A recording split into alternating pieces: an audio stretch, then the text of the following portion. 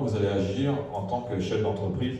Et du coup, vous avez donc le fameux site Facebook Business où vous avez la possibilité, avec cet outil numérique, de pouvoir publier en même temps sur Instagram et sur Facebook. C'est-à-dire que le même post, vous allez pouvoir le modifier sur la même interface entre Facebook et Instagram.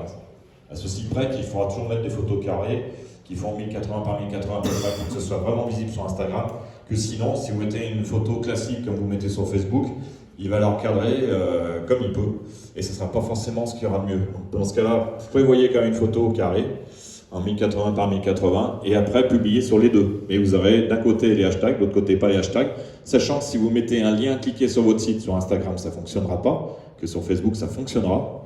Et le fait de faire ça, vous allez pouvoir vérifier aussi, parce que ça, les gens le font très peu, vous avez les deux vues, la vue PC et la vue mobile. Donc du coup, si vous avez un bouton d'appel à l'action, le lien par exemple sur votre site, suivant s'il est vu, enfin suivant la présentation, si c'est sur PC ou sur mobile, que votre lien n'apparaît pas, vous allez passer un petit peu à côté de ce que vous vouliez faire. Donc dans ce cas-là, vous verrez que sur le mobile, il faut peut-être le remonter un petit peu pour qu'il soit visible dès que les gens ouvrent votre publication. Donc pensez bien à utiliser ces outils, et notamment, si j'ai un conseil à vous donner aussi, parce que le gros problème, c'est qu'effectivement, on utilise l'appareil photo, on envoie directement sur le réseau social la photo, sauf que votre photo s'appelait 1 520 350.jpg. Là, il n'y a aucun algorithme actuellement qui est capable de décrypter ce qu'il y a sur la photo. L'intelligence artificielle n'est pas suffisamment développée pour comprendre ce qu'il y a sur la photo.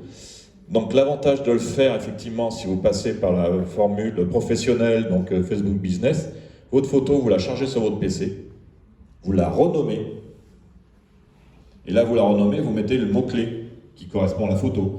C'est une paire de chaussures en 44, chaussures-taille-44.jpg. Là, pour le coup, l'algorithme, il sait ce qu'il va y avoir sur la photo, que sinon il ne le sait pas.